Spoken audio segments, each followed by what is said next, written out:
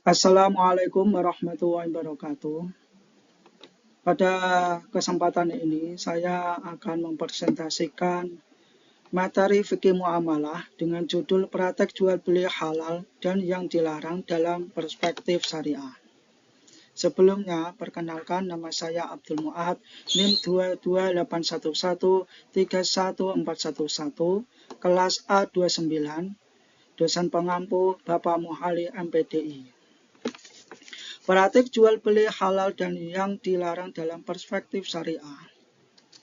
Dalam kehidupan sehari-hari, aktivitas ekonomi dan perdagangan, penerapan prinsip-prinsip syariat menjadi sangat penting untuk menjamin keberlangsungan transaksi yang adil, amanah, jujur, dan sesuai dengan ajaran Islam. Praktek jual beli merupakan salah satu aspek penting dalam muamalah yang harus dilaksanakan sesuai dengan ketentuan syariat Islam.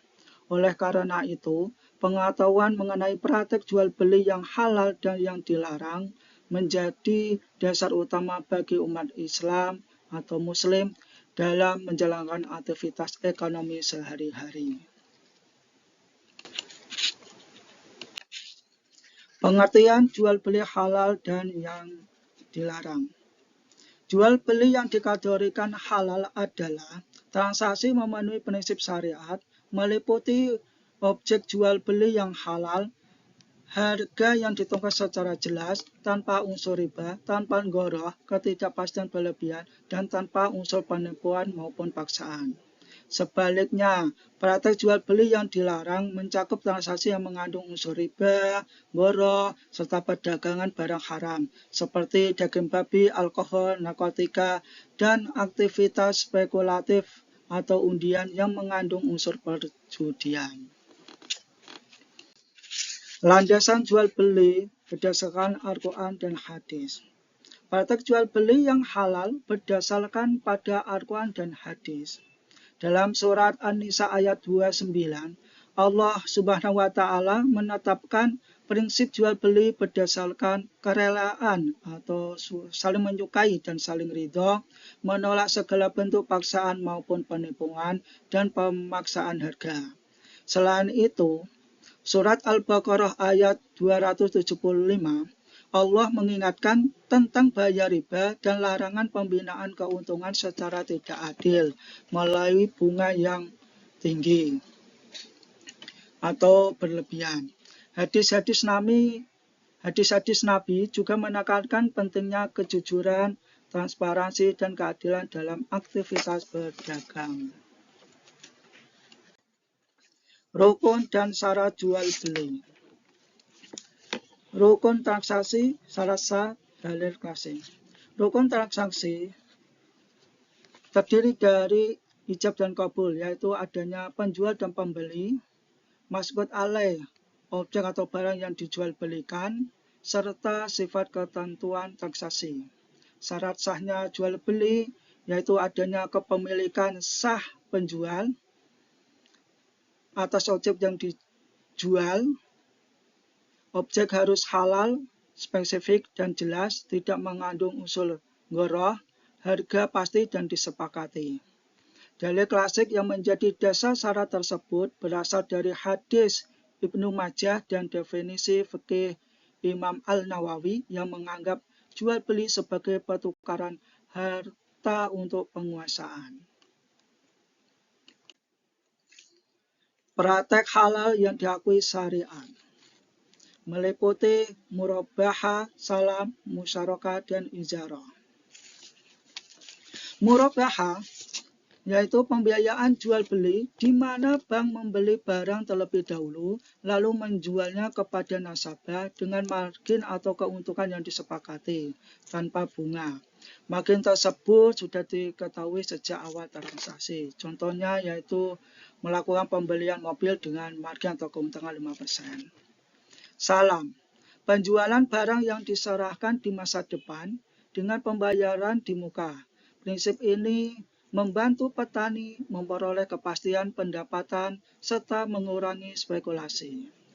Musyarakah dan ijarah, model kerjasama investasi dan sewa-menyewa sebagai alternatif biaya sesuai syariat tanpa unsur riba.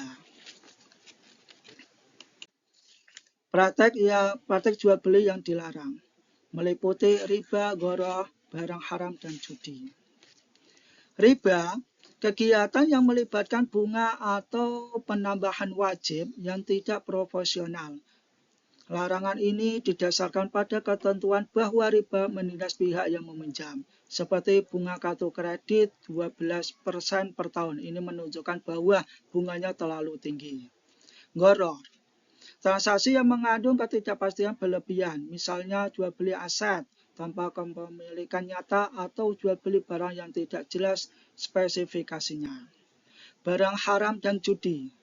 Perdagangan barang yang haram seperti daging babi, alkohol, narkotika, serta aktivitas spekulasi atau undian yang mengandung unsur judi dilarang berdasarkan fatwa otoritas ulama seperti MUI.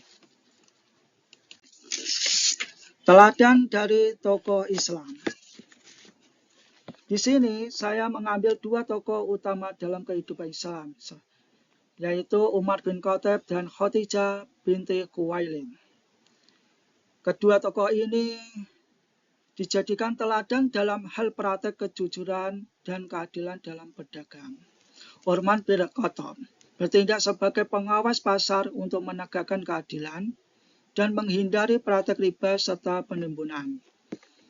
Sementara Khadijah dikenal karena integritas dan amanahnya dalam berdagang, mencerminkan etika bisnis yang bersih dan bertanggung jawab secara etis.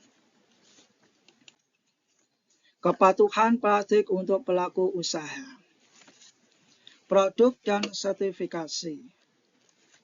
Dalam prakteknya, pelaku usaha disarankan memastikan produk memiliki sertifikat halal dari otoritas terkait seperti MUI dan melakukan verifikasi rantai pasok serta bahan baku untuk menghindari kontaminasi silang dengan bahan haram. Harga dan kontrak. Menetapkan harga yang jelas dan final, menghindari biaya tersembunyi, serta menggunakan simbol transaksi yang jelas dan tanda tangan digital yang diakui FATMA untuk validasi kontrak. Kemudian melakukan audit dan pengawasan secara bertahap dan pengambilan dan komplain yang adil, dan menerapkan kebijakan pengambilan dan komplain yang adil dan edukasi staf tentang praktek halal menjadi bagian integral dalam menjalankan praktek usaha sesuai syariat.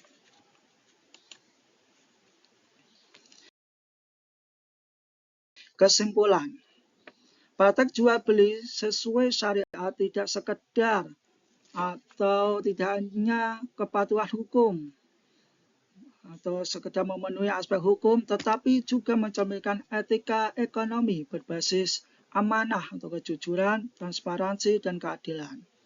Implementasi langkah-langkah seperti verifikasi sertifikat halal, penghindaran riba dan ghoroh, penyusunan kontrak yang jelas, serta audit secara berkala menjadi kunci keberhasilan dalam menjalankan aktivitas ekonomi yang sesuai dengan syariat Islam. Untuk mewujudkannya, perlu adanya